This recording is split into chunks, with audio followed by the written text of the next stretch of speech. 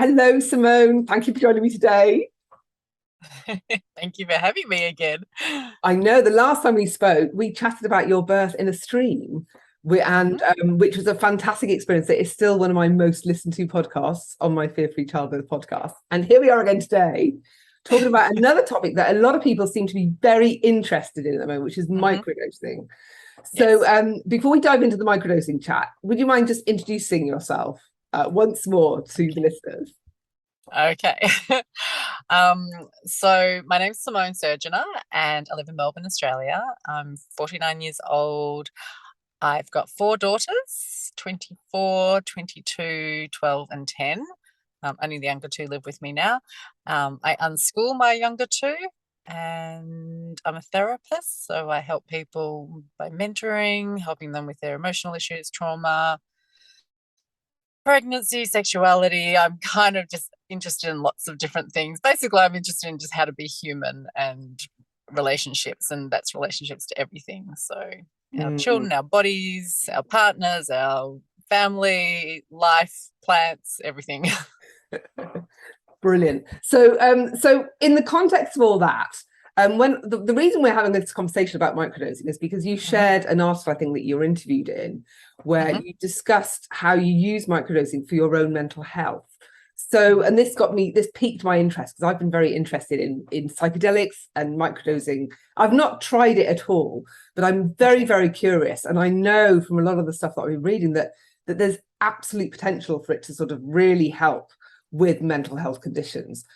So Hmm. when you said that you had tried it, I was like, I've got to talk to Simone, especially as we had such a great chat last time, but also because you're a therapist, because of your knowledge and experience around mental health and well-being. I think this is going to make it's for a really fascinating conversation. So I know that this is going to be great. So before, like, let's just crack on. So where did it all begin? Where did this story begin for you? Okay. Yeah, well, just to give background, I've been a therapist for almost 20 years. So I've got a good backlog of life skills. I help other people, I utilize the skills myself, I seek practitioners in lots of different modalities whenever I need support. So I feel well resourced, both internally and externally. Um, but so 7 years ago, actually 7 years ago, next this Saturday, the father of my two younger children, the love of my life, he passed away. And I'm just sort of giving a bit of background as to why I got started. And then I moved to America and I was there for a number of years and I married an American. That was a very challenging relationship. I was grieving. Oh, at the same time as my partner dying, my dad died as well. So I lost the two sort of most important men in my life. And then I moved to America and I was in a very challenging relationship, a very interesting man, very old school masculine dynamics there. So he could be quite controlling, and a couple of times abusive. So when I finally left him, and that's a whole other story. I've forgiven him, still speak to him. He's still in my life. I love him. But yes, I moved back to Melbourne. And so I came back to Melbourne at 46, late 45, and I was a single mum for the first time, sole provider. I came back here with nothing, like nowhere to live, no car, no income because I hadn't been working in America. Um, yeah, so I was kind of just like, didn't want to be back in Australia. Didn't want to be living in the city. I'd been living in a very beautiful place in nature in Utah. So I just sort of hit this really, really dark place. And at the same time, I also began perimenopause. Mm. So it was kind of just like, I mean, I already felt like I'd been through the mill through losing like my dad and my partner, a few years earlier. But yeah, it was just like, it was things that I just like, I'd always not wanted to be a single mother and do it on my own. That's not what I believe. That's not my philosophy. I definitely believe that it takes a tribe, and women need community and support, and all those, like, these are the things that I'd always sort of been a proponent of within motherhood. So I found myself in the opposite situation where I was very much on my own and having to do everything, as well as like I had grief resurface when I came back to Melbourne around my partner. um yeah, so I just, and it took me a while to sort of just disentangle what was perimenopause as well, because I try to explain to me, I've had depression before, years and years, many years ago, but this was different. This was like, and when I describe it, some people go, oh, that's depression, but I knew it wasn't depression. It was something else. And it felt like all the color had been washed out of life, that everything was gray. And I felt detached from everything. And it wasn't a spiritual state of non-attachment. I know what that feels like as well. This was just, couldn't care less about anything, couldn't care if I died, couldn't care if I lived. Like, it just was this real nothing place. And I couldn't figure, like, I kept on thinking, oh, it's the stress, and it's not having money, and it's, anxiety, and it's this and it's this and that, and grief. And then I remember picking up, and I never read this, but I was on a trip back to America to get some of my stuff, and I was in the library, and I picked up an Oprah magazine, which, I never read those kind of things, but I picked it up because it said menopause on the cover. And right in the front was this blurb, this, like, Oprah writing the introduction thing, and she was talking about her experience with menopause or perimenopause, and she said that for a couple of years she felt like her life was just grey and all the colour had been washed out of it, and it was exactly how I felt. And I thought, oh God, if the most vivacious, vibrant, energetic woman in the world who's hugely successful could feel that way for a couple of years, and then she eventually figured out it was hormonal, that I went, okay, that pretty much describes what I was doing. And so that was kind of where I was at when I started microdosing. But why I got interested in microdosing had started when I was in America. So I had traveled to Mexico and done some peyote ceremonies. And I had tried LSD for the first time. And just to give a bit of background, I grew up very religious, strict religious Christian. Even though I left that faith, like, I'd never done drugs in my life, like, ever. So the first thing I did was LSD in early 40s. And I did it because as a therapist, I knew that they'd used that in psychology. I knew it was non-addictive, and I was curious. So I was like, okay, how would psychedelics work in therapy? So I tried that with my husband at the time, and then did some peyote ceremonies. And so I became quite interested in plant medicine.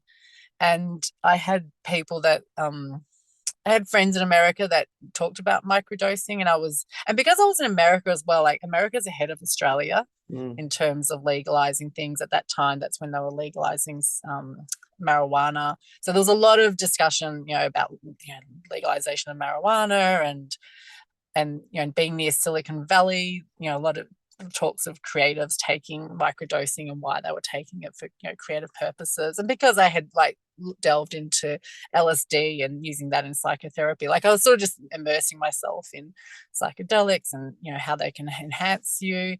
So I was quite interested, but it wasn't until I came back to Australia that I was like, okay, I need something to help me, my skills and resources and all the things I'd leaned on and healed within me, and it just felt like nothing was working. I was up against sort of a brick wall that I'd never met in my life, and it just felt like it was on a physical level and a spiritual level and a mental level. And so that's when I sort of thought, turning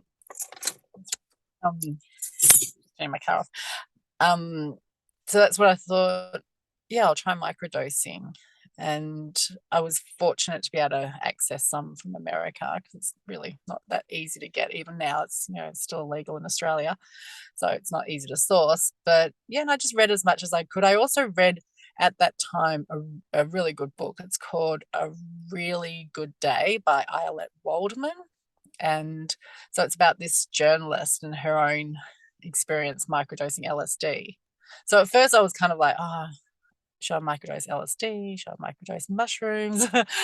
and because I'd done by then like quite a few ayahuasca ceremonies, peyote ceremonies, and I was already interested in, well, I've always been interested in herbs and plants, much more into the natural therapies. Had been following Paul Stamets, who's, if anyone's watched the Netflix show Fantastic Fungi, that's Paul Stamets. So I'd been following him just out of health interest in mushrooms, even before I was interested in microdosing. So I'd been taking, like chaga and other, reishi and all those kind of mushrooms. I'd been taking those for years for health benefits. So it sort of seems like the next step to go, okay, I'll take a magic mushroom because I already take, fungi as part of my health regime. So, but it was funny, even though I knew everything about microdosing, it was still a bit of a mental hurdle to get over, like, oh, I'm taking a drug, but I mean, now it seems silly, but I understand why people think that way, especially if you've never taken anything before. It's a bit of a mental barrier to cross over. It helps when you know you're microdosing and you're not going to trip or anything like that. So when you're accessing it, you said, because like one of my first questions was, where on earth do you get this? Like I'm not aware of how I would access it. And you said that in Australia it's illegal, but in America, like what is that? Do you just have to go online? Can you go and buy it in the shop? I mean, do you buy packs of 10? I mean, what is that? What is it? What is it?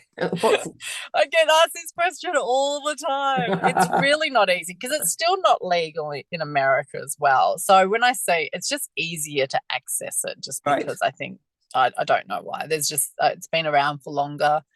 How do you access it? There's various ways. I mean, for me, I just asked friends of friends of friends, and because again, I'd never taken drugs, but there's people I know that take drugs, and even though I don't think magic mushrooms are sort of like the flavor of the younger generation, but I mean, you just sort of ask around. And I had a friend of a friend of a friend who sourced it off the dark web for me, but I mean, you kind of got to be careful because you've got to know what you're getting, and that is a problem at the moment, that it's because it's not legal. They can just, you've got to know your sources, I guess, to a certain degree, and it's not standardized. I mean, even though you want to ask for a low dose when you start, like 100 micrograms, but yeah, I mean, from batch to batch it could be different. But there are so many people that are doing it, especially sort of more in the alternative hippie communities. There's lots of people that grow them. And then again, also, I mean, it depends on the type of person you are, but if you're the type of person that wants to grow your own, it's not hard to buy a mushroom kit and grow your own. There's people who go foraging in the forest for them. You just got to know what to look for. So, and then you prepare your own. You just, dry them and ground them down, and you measure them out on a scale and figure out how much you're going to take. So there's ways, there's lots of information on the internet as to how to get it. I mean, I've still got to be cautious, about how much I can say about accessing them, but you just get a little bit creative and you can figure it out.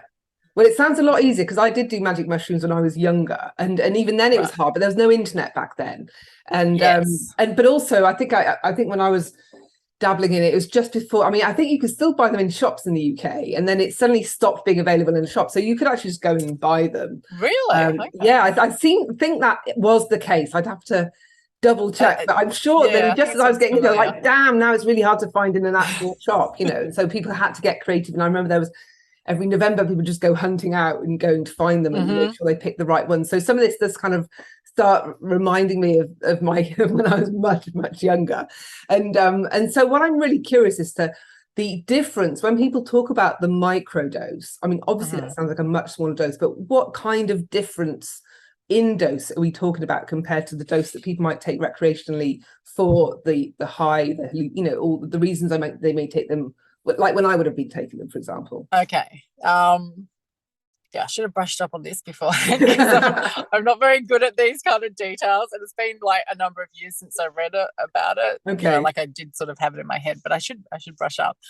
So an average dose, I think, and again, it depends on everyone's body weight and type, and and if you go picking your own mushrooms, and I've never done this, but this is just what I've read, different mushrooms will have different potencies. So, you don't always know what you're going to get in terms of potency. But, most people sort of to trip would take maybe 1 to 3 grams.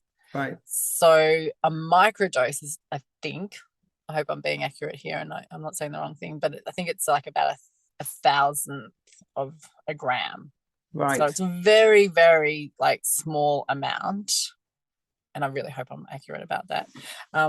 But yeah, so you're not tripping, and like that's the thing, you're not going to trip at all. It just how do I describe it? Well, that's why I like the title of Islet Waldman's book, A Really Good Day, because I think that pretty much describes it, that when you take it, you feel yourself like on a really good day. So, not the day you take it, the next day.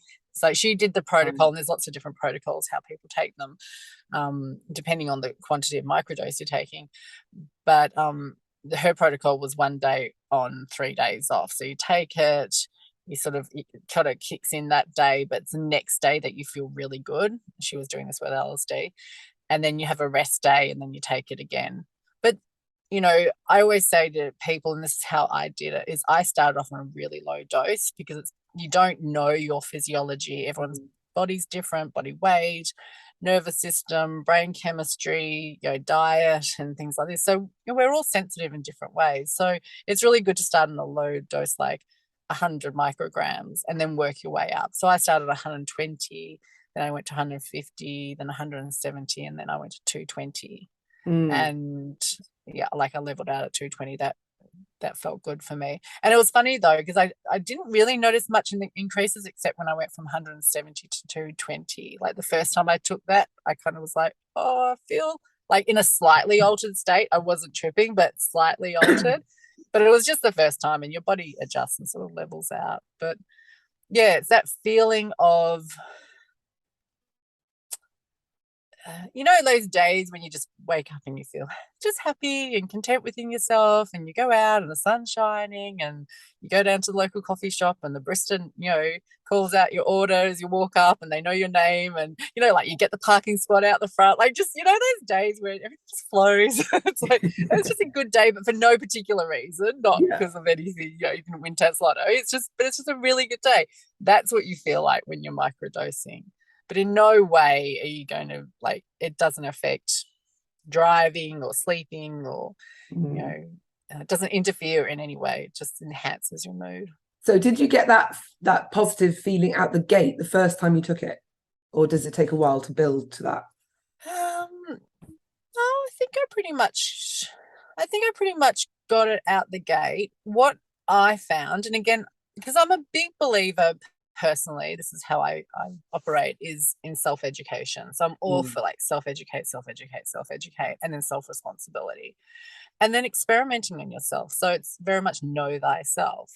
And so just easing into these things, if you're going to start doing it the first day you take it, don't have any big things on, don't maybe start on a weekend, you don't have pressure, or because you just don't know how these things are going to affect you. And what I found personally, and this might not apply to anyone else, was when I took it, when it sort of kicked in an hour later, like I'd taken in the morning, and then it would kick in about an hour later, I would feel actually a little bit nauseous, and I would feel really, really, really tired. Like I'd have to go and lay down for an hour. Just would feel overcome with sleepiness and a bit nauseous. And then that will kind of wear off. And then the rest of the day, I kind of just felt, it's hard to describe, a little bit as if you've drunk too much caffeine, but not jittery, but just kind of just different. It was hard to say, just a bit more energy. Bouncy. And I eventually realized I didn't like that feeling. Plus it kind of meant that I couldn't do anything in the morning when I took it, because I would get that nauseous feeling, and plus I felt like sleeping for an hour. So then I was like, well, if I'm going to feel sick and I'm going to feel like sleeping, I might as well just take it at night. So I changed to taking it literally just before I went to bed. So by the time it kicked in, I'd be asleep. I'd sleep through the sleepy, nauseous part, and then I woke up and I felt really good. So I tweaked the protocol for me. And, if you go online and you read other people's experiences, other people do it differently. They'll take a really small micro dose, and they'll take it every day. They might just take, say, 50 or 80 micrograms, but then they take it every single day. There's other people that say, no, it's good to give your body a rest. Otherwise, you can just become too used to it, and then it has no effect. So it just really also depends on why you're taking it. So some people take it for creativity. Some people take it for, dealing with depression or anxiety. I've, heard and read that it helps some women with premenstrual tension, or even like, premenstrual pain.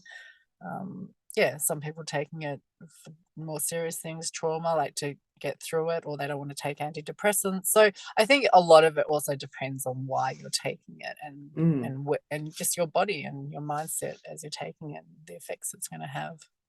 So with what excuse me, what you were going through and what you were experiencing, did you that positivity sort of kicked in almost from day one? But in terms of in the context of everything else that was going on for you, the perimenopause and recovering, the grief and all of that, did that kind of just all melt away from day one, or did you kind of have to find yourself, I don't know, it's just like, oh, now it's a nice day, but you can still be suffering with grief on a sunny day. So I'm just wondering, all the other stuff that's going on for you, how did that take shape now that you were in this sunny day context rather than kind of in a colorless context?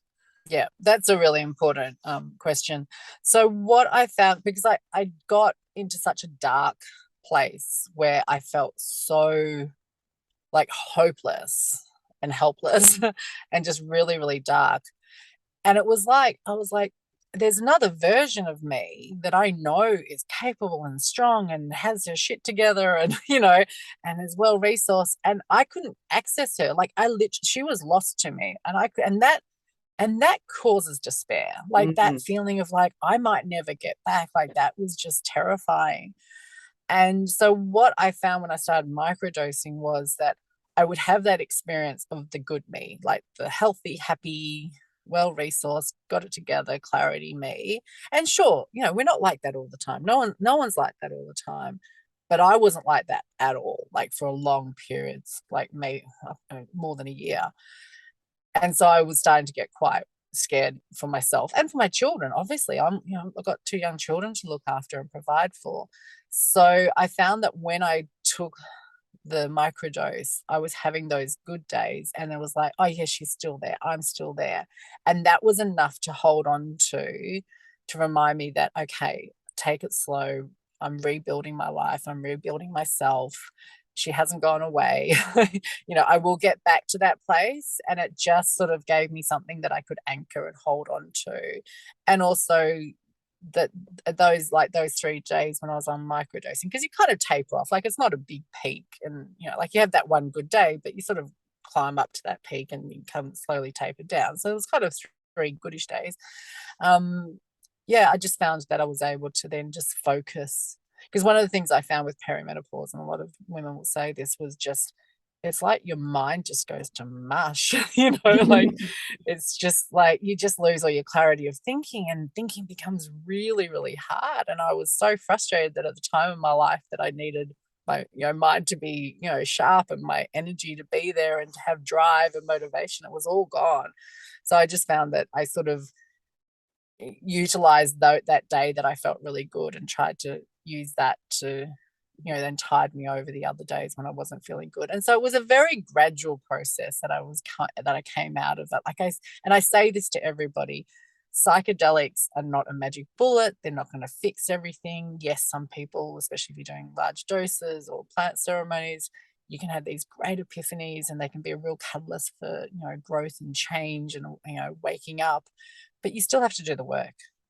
Absolutely still have to do the work. And so I guess for maybe the same reasons that some people take antidepressants, I'd never taken them, it's just sort of to help you through that hard period so that you can cope, and so that you can get the support that you need, and so that you can rebuild yourself and heal and grow.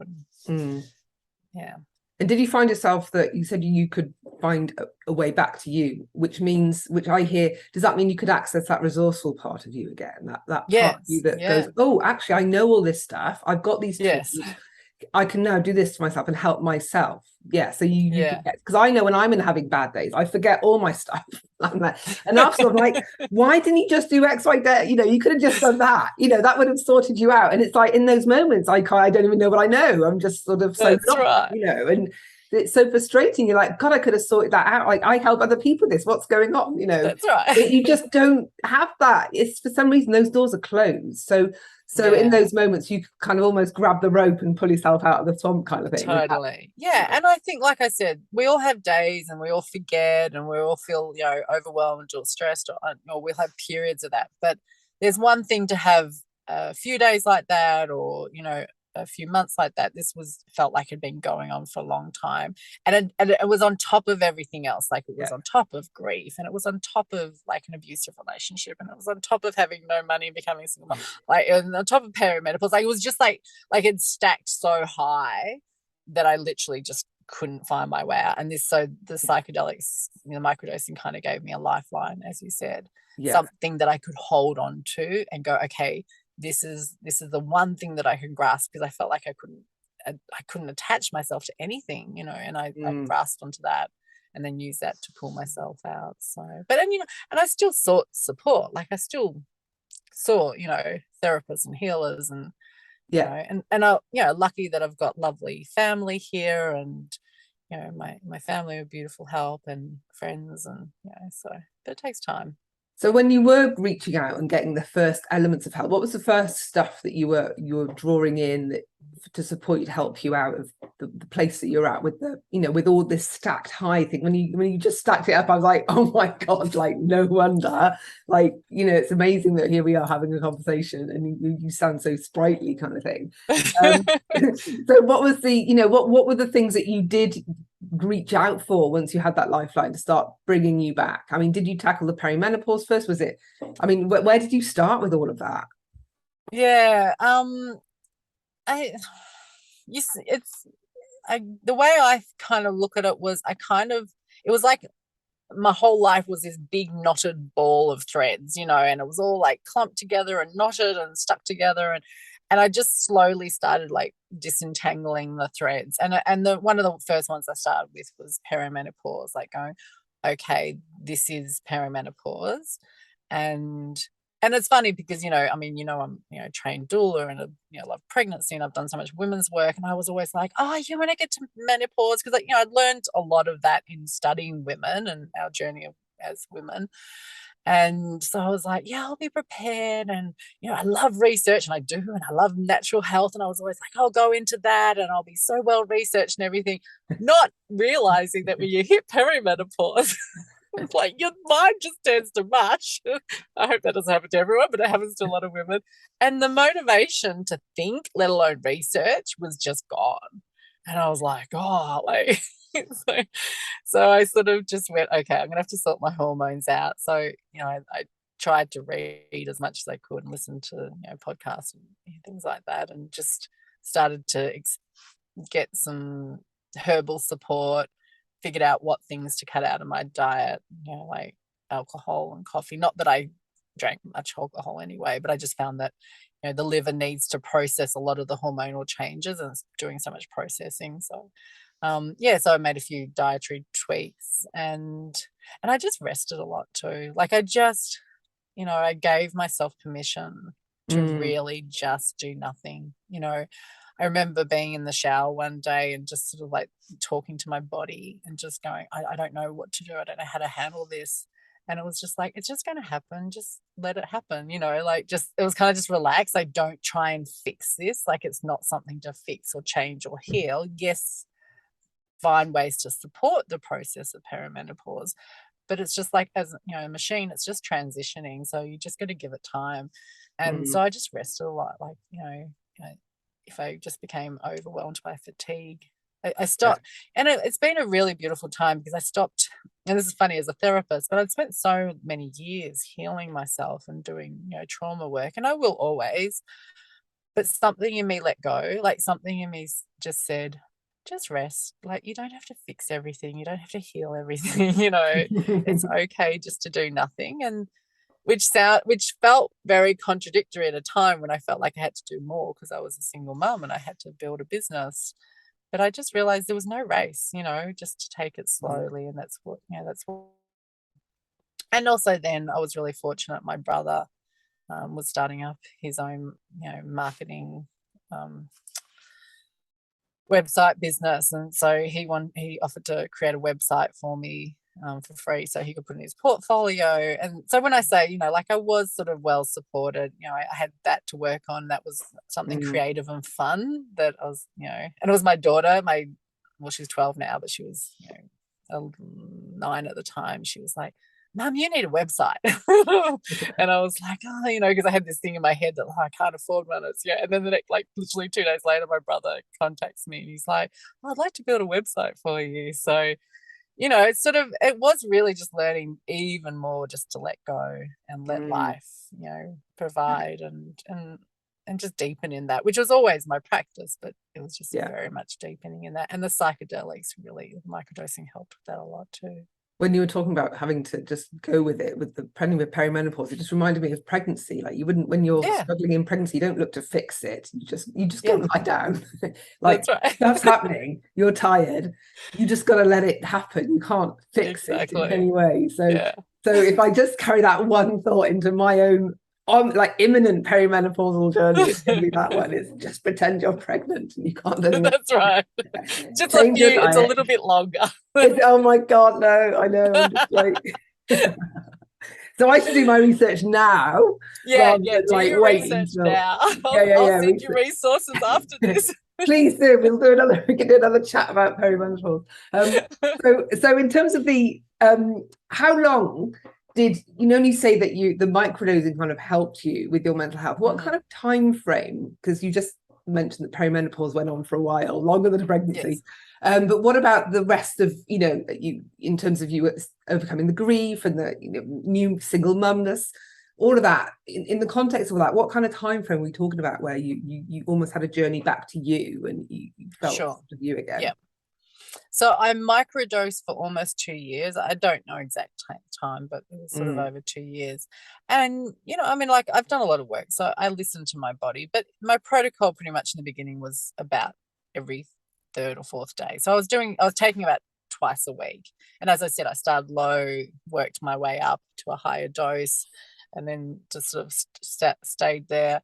And I was flexible with it. Like I mean, you've got to remember, like, a lot of that was lockdowns. Well, at least the first year. But yeah, like if I knew I had something coming up that I had to go to, this is pre-COVID, I would take the microdose the day before so that I knew the next day, like, if I had to show up and be really social somewhere, like, and that was a really hard thing to get around. Like it was sort of, because I'd never taken drugs and I'd never taken antidepressants, the thought that I was actually deliberately manipulating my mood and my state at first didn't sit well with me, because I'm all about being authentic and showing up how you are.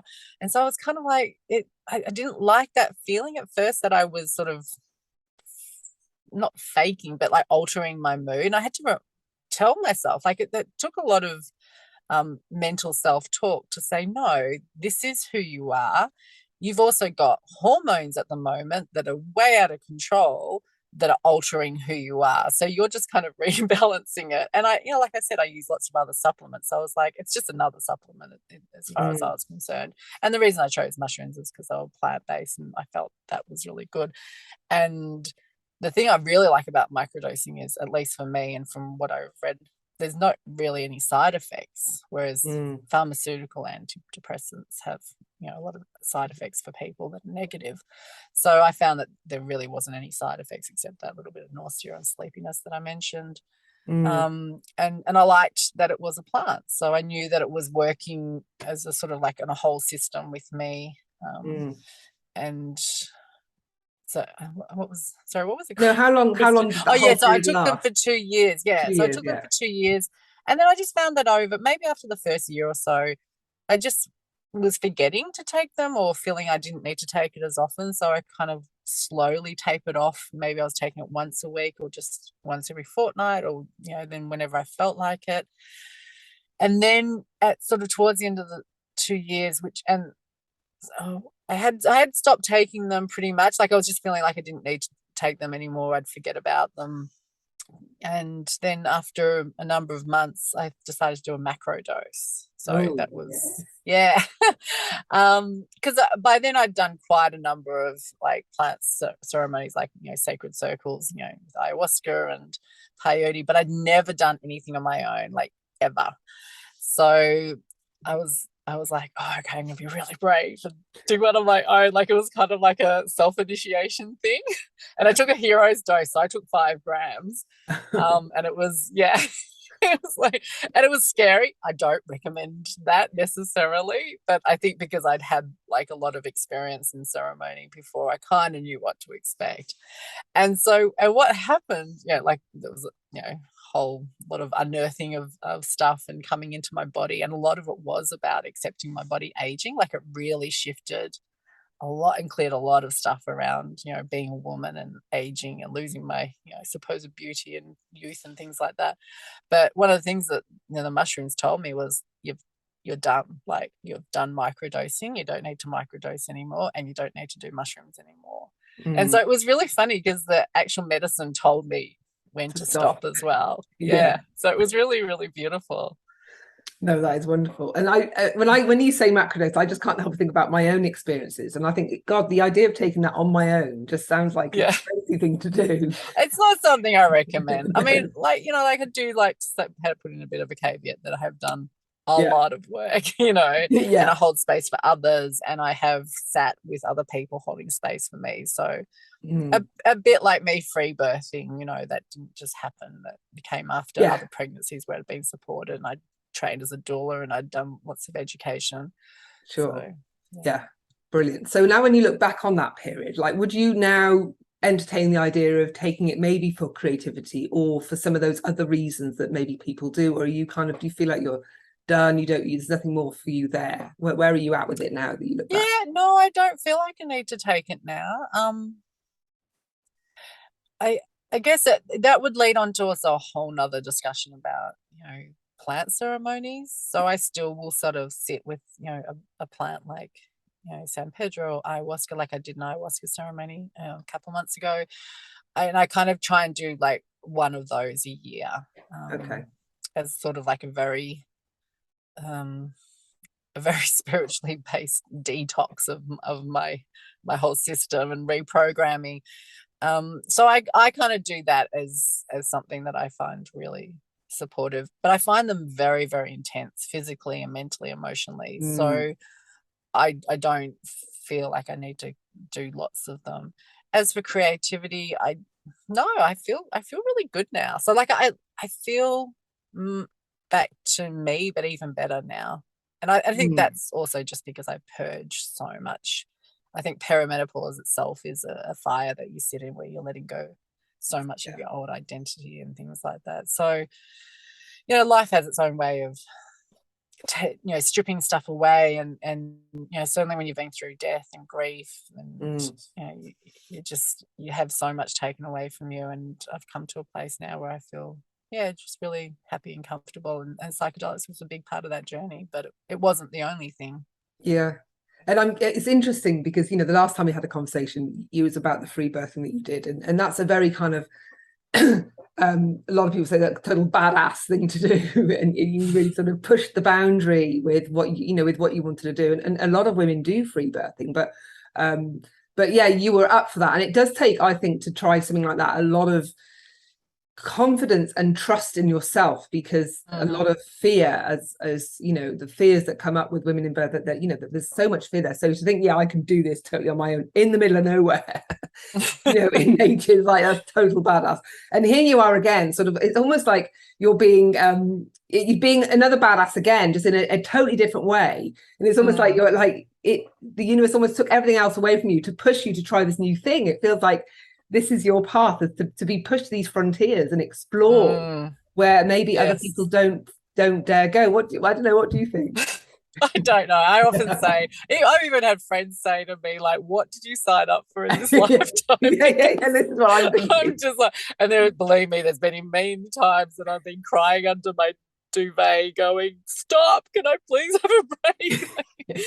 But I think it also I do these things for me, but then it turns around and I'm able to help others, because I will go to those very extreme places, and not everybody will, but then I can support other people to go, oh, look, just even dip your toe in. It's not as scary as you think. I've gone down to the depths of the ocean, the darkest places, and I'm okay. So you can just come in and wait a little bit and just deal with some of your stuff, just try it a little bit. And because I've navigated so many of those, paths, I really, and this is something I'm really, really, really feel strongly about, that no one should do psychedelics without support. And integration. So, and that's true whether you're doing macro doses or micro doses, particularly macro doses. But like, I do think that we should have support and integration. It's not about just taking something. It's like, what is it showing you? What's it bringing you? What's it teaching you about yourself? What are you discovering? And sometimes it can take you to places that you're not quite ready for. And like, you know, just like therapy, you need someone to hold your hand through that. And I think I don't want to say absolutely, but having someone who's been through that themselves and navigated it. It's like, you know, if you were going to go climbing in the Himalayas, you know, you could take a guidebook and you could read as much as you want and be as prepared and have all the right equipment, but you're still better off getting a local guide who knows knows the change of the seasons, and, you know, when it's going to rain, and which, you know, paths to take, and what the plant life is, and the animals, and, you know, all the things that you just couldn't possibly ever know.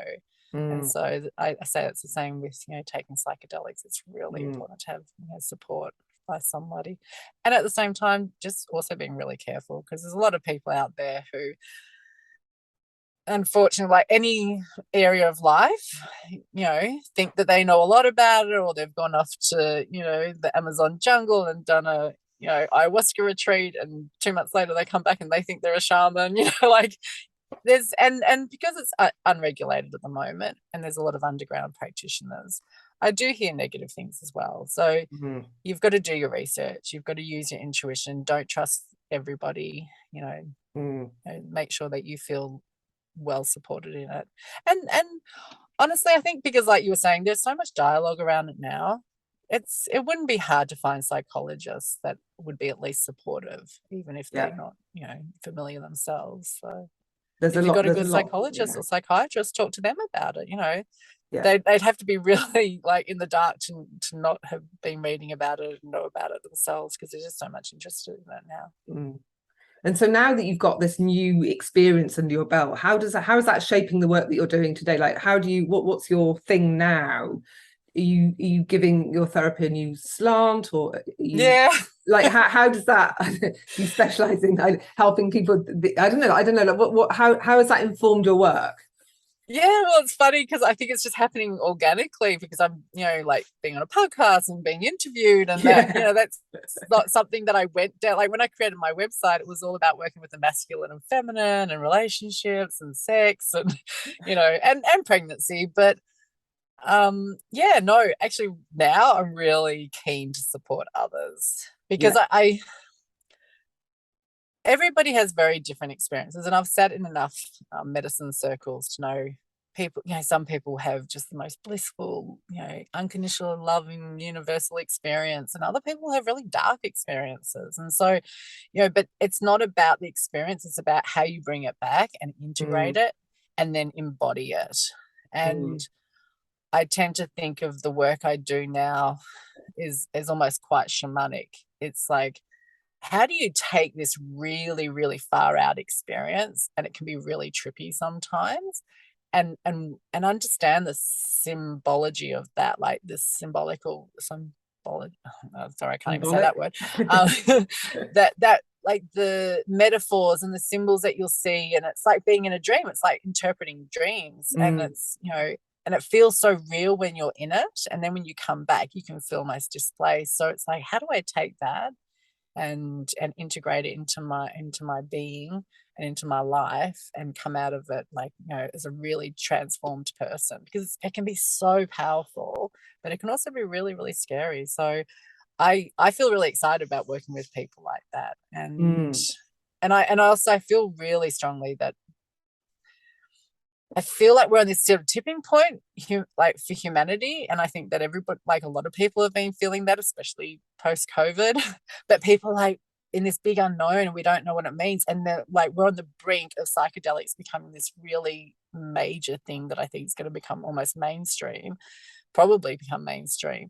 And what does that mean for human evolution? Like, how do we interpret the things that we see that are not that seem from a different reality or an altered reality when we're in psychedelics. So to me, it's very, a lot of the experiences can be almost quite indigenous. Like I'm in Australia, and you sort of compare the experiences that you have when you're taking psychedelics to things like the dream time that the natives, the Aborigines talk about and everything. So like when you've studied a lot of indigenous cultures and then you do psychedelics, you start to understand the language that they're talking about in their stories and their myths and everything. You go, like now they make sense. So it's learning a different language. It really is. And I'm quite excited to work with people around that now. Yeah, I think when I think back to my psychedelic experiences when I was younger, so I took LSD and I really got a lot from it. But a lot of the people that in my circle did have those bad experiences, and I had to be. I was one of the people that kind of helped them out of that, and to do the integration. It's really weird. I was kind of doing that with people without really knowing what I was doing. But what I've found really interesting now, I'm doing a lot more spiritual practices, is how many of those experiences were almost like a taste of the spiritual, a taste of the energy, the use of energy, not the manipulation of energy, but the how we use energy within spiritual practices. And I was dabbling with that in those psychedelic experiences. And now when I've had those feelings, those very same feelings again, but in a spiritual context, I'm like, oh, well, this reminds me when I was on pill. This reminds me when I took acid. This is like that. Oh, right, I had a little shortcut then, but now I'm doing it for real. Now it's a real thing. Now it's, it's almost like, I think, oh, I've tasted the destination, like in Harry Potter when he he sees his father doing a spell to rescue him when him and Sirius are being by the side of have you seen the film? Do you know what I'm talking about? A while ago. I know. But basically he sees somebody coming to rescue him when he's in a state when he's going to die, and he says, no, someone's going to come along now and do the spell and we're going to be fine. And then no one comes. And then he realizes actually they did a time travel thing and it's him that did it. And so when he knew that he had the capacity within himself to do the thing, he goes, well, I knew I could do it because I've done it before. And so I kind of feel with psychedelics that it gives you like a taste of the path, and you've walked the path. And now you're being invited to do it again. And you can do it because you've been there already. But last time you had help.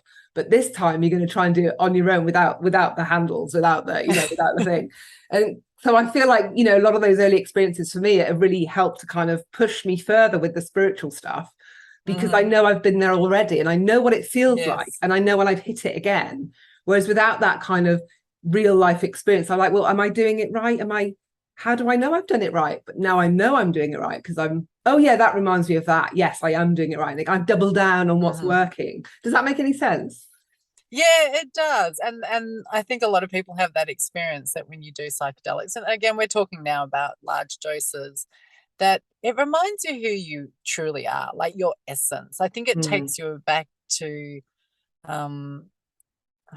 it has a way, and I do call these plants medicine because they are medicine. They can be quite brutal sometimes.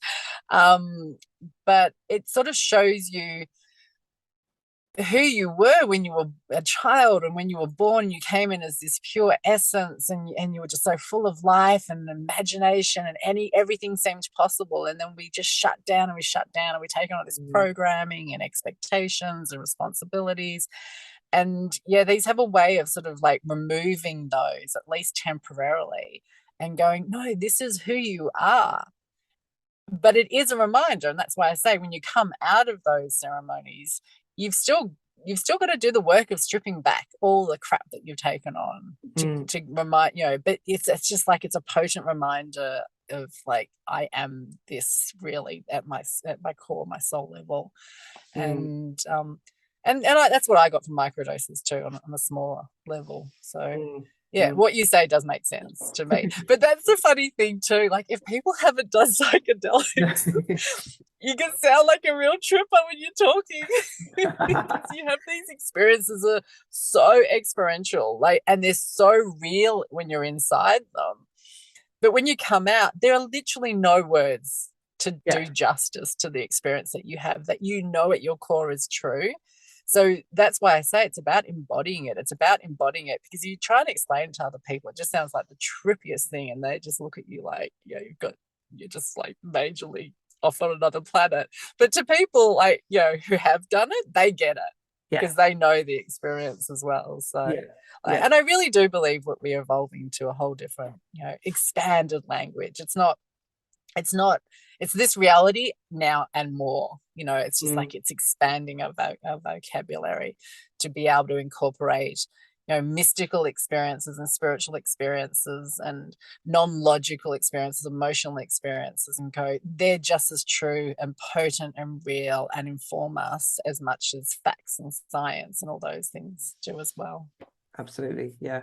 Well, I would love to go into a whole separate conversation on plant medicine, but we've come to the end of the time that we've got together today. So maybe we put another time in for that one. But Simone, thank you so much for sharing what you have today. Is there where can people find you on your new shiny website? It's not that new now. Oh, no. Can I just also add one thing? I do want to say that if anyone's interested in microdosing, if you've got any history of deep depression, on antidepressants, psychosis, suicidal ideation, or anything like that, I don't recommend doing it unless under very guided, supervised supervision. So that's just a caveat that I think that's really important. That again, this is still very unknown. Researchers still don't even know how it works on the brain. So I still think don't be scared, but at the same time be sensible and proceed cautiously and know thyself. My website is www.saksana, saksana.com.au. So, and I am going to have to update it now with more psychedelic stuff, seeing as that's the facet that I'm embracing. But they can find me there and they can email me as well. Brilliant. I'll put that in the links below for anybody listening or watching, if they can still see you, because we started. I know it's all dark now. I'm sorry. It's getting dark at your end, but it's morning where I am, because obviously opposite side of the planet and all that. So, so thank you, Simone, for joining me today. It's been brilliant. Thank you. Thank you. I love chatting with you.